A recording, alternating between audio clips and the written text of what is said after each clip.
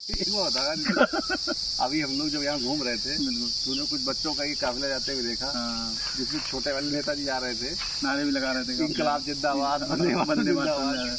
हाँ, यार ऐसा लग रहा था कि इस स्थिति को देखते हुए कभी नेताजी सुभाष चंद्र बोस, महात्मा गांधी की सभाएं जब हुआ करती थी, चंद्रशेखर आजाद और वगैरह की, भगत सिंह लोगों के जो है, तो उसमें जैसे वो पंडित श्री राम शर्मा जी के बारे में लोग पढ़ रहे थे, उन्होंने श्री राम मत नाम की छोटी सी वो बनाई थी, अपनी एक बच्चों की एक बाल टोली बनाई थी, जो अंग्रेजों को छोटी छोटी गोलियां मारा करती थी। हाँ। ऐसे ही बहुत से कार्य हुए थे। लेकिन वर्तमान की राजनीति को देखते हुए आप क्या कहेंगे इस राजनीति के बारे में? मैंने एक अच्छा विषय बताया, खासकर हम लोग जो है फिलॉसफी की और साइकोलॉजी की बातों पर ज़्यादा ध्यान रखते हैं, क्योंकि अभी तो आध्यात्मिक हो ही चुकी है। हाँ, तो एक बात मैं कहना चाहूँगा, थोड़ी राजनीति भी हम नहीं, आपका विषय मैं समझ गया हूँ। एक बहुत इंटरेस्टिंग बात मैं बताता हूँ राजनीति के संबंध में। देखो, सबसे पहली बात ये है कि जो राजनीति है या जो राजनीति शास्त्र की दृष्टि से जब राजनीति को देखा जाए, उस वाली अप्रोच से कुछ बातें अगर मैं करूँ तो सबसे पहली बात, इंडिया जो है वो एक डेमोक्रेटिक नेशन है। हम लोग रिपब्लिक हुए या हम डेमोक्रेटिक हुए या हमने अपनी जो पार्लियामेंट्री फॉर्म ऑफ गवर्नमेंट बनाई, तो ये इस बात का सिंबल है कि कहीं न कहीं हमने भी पूरी दुनिया के साथ जो हमारी पॉलिटिकल थियरीज हैं उनके आधार पर हमने कदम ताल किया है। मेजर साथ में आए। हाँ, बिल्कुल बिल्कुल सही कह सकते हो आप। लेकिन एक इंटरेस्टिंग बात तुमको इसमें बताऊँ, वो बात इसमें ये है कि हम सभी लोग भारत देश के नागरिक हैं, तो हम सभी मताधिकारी हैं, हम सभी लोग जो है गवर्नमेंट को बनाते हैं, तो एज ए सिटीजन ड्यूटी हमको बिल्कुल पॉलिटिकल इंटरेस्टेड होना चाहिए। बिल्कुल।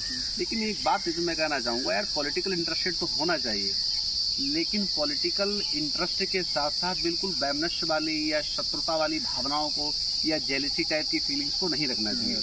जैसे तुमने देखा, अपने ही कई एक मित्र हैं, मतलब हम लोग अपने नैतिक मूल्य भी खो देते हैं। नैतिक, यस, बिल्कुल बहुत अच्छी बात आपने की। जैसे अपने कई मित्रों को देख लीजिए आप, पता चला हम लोग एंजॉय करने के लिए भी लास्ट टाइम जब गए थे, तो एक लोग जो है वो पता चला कि वो किसी पार्टी का प्रतिनिधित्व कर रहे हैं, किसी के कर रहे हैं, किसी कर रहे हो। ये बहुत अच्छी बात है। एक बात याद रखने वाली ये है कि ना केवल मेरे देश में बल्कि दुनिया के सभी देशों में जो different type of political parties होती हैं, वो डिफरेंट टाइप ऑफ आइडियोलॉजीज होती हैं।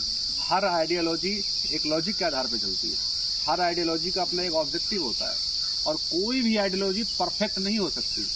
सभी आइडियोलॉजीज जब मिलकर के एक ही टारगेट को करते हैं, तो ऐसे मानिए आप, जैसे आपकी बॉडी है, इसमें आपके लिए हर अंग महत्वपूर्ण है, तो किसी पार्टी का किसी सेक्शन पे फोकस है, किसी पार्टी का किसी एरिया पर फोकस है, तो इस तरीके से क्या होता है कि फोकस का मतलब ये होगा कि सभी पार्टी एक साथ सरकार नहीं बना सकती, सरकार तो कोई एक ही बनाएगा।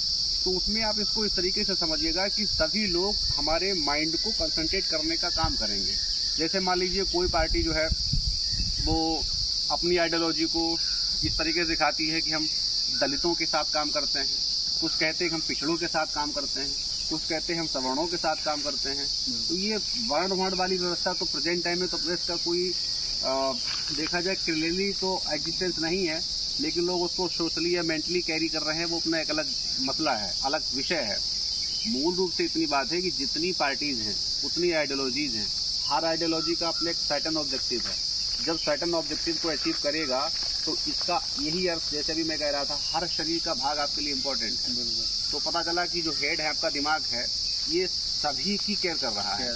तो जो पार्टी फॉर्म में आ गई तो उसकी ड्यूटी होनी चाहिए कि हम अपने आप में संपूर्ण अपने राष्ट्र का हर एक विषय को, हर एक समस्या को प्रॉपरली डील कर रहे हैं। उसका अर्थ ये थोड़ी है कि हमारी वहाँ सरकार नहीं तो मैं उस क्षेत्र पे काम नहीं करूँगा, या हमारे ये लोग नहीं हैं तो इन पर हम ध्यान नहीं देंगे, या कोई प्रतिनिधि कहे तुमने हमको वोट नहीं किया था, तुम्हारा काम मैं क्यों करूँगा। यह मेरा और तुम्हारा नहीं होता, यहाँ हम द पीपल ऑफ इंडिया, संविधान में कुछ ऐसा लिखा।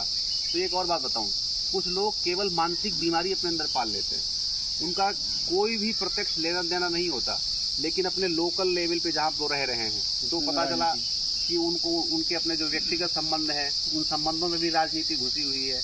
राजनीति को राज्य की नीति के लिए, राष्ट्र की नीति के लिए रहने दीजिएगा, वो ज़्यादा सही होगा। जब हम लोग अपना सामाजिक जीवन जी रहे हैं और हम लोग बिल्कुल ब्रदरहुड की सेंस में जी रहे हैं, तो राजनीति को वहाँ तक मत लाने दीजिए।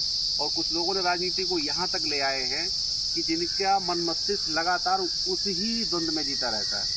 तो उस राजनीतिक द्वंद के कारण वो अपने पता चला हार्मोन, अपने केमिकल, अपनी पूरी बॉडी की जो फिजियोलॉजी और केमिस्ट्री है सब डैमेज कर लेते हैं। तो यार ये राजनीति चक्कर में अपनी टेंशन क्यों इतनी बढ़ा लेते हो, अपने आप कितना डैमेज क्यों कर रहे हो? मेरा तो मानना यही है कि आवागमन लगा दुनिया में, वाह क्या जगत बात में कोई न परवाह नहीं।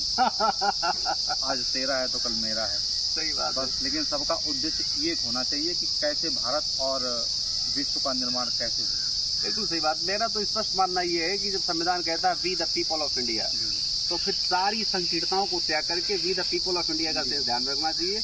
और हम ऐसा विचार करें कि जो लोग विकसित हो गए बहुत अच्छी बात है, उनकी जिम्मेदारी बनती है जो लोग अविकसित हैं उन पर अपना ध्यान करें, और जो प्रक्रिया के तहत है वो सब मिलजुल के आगे बढ़ें। तो जब ऐसी धारणा के साथ हम लोग आगे बढ़ेंगे तब आप विश्वास कीजिएगा कि हम लोग पुनः भारत के गौरव को स्थापित कर सकेंगे। और जब हमारे पास हमारा दिया जल रहा होगा तो जो बुझा होगा वो पास आएगा, स्वयं जल उठेगा। तो ये बात बनेगी, ज़्यादा बेहतर रहेगा।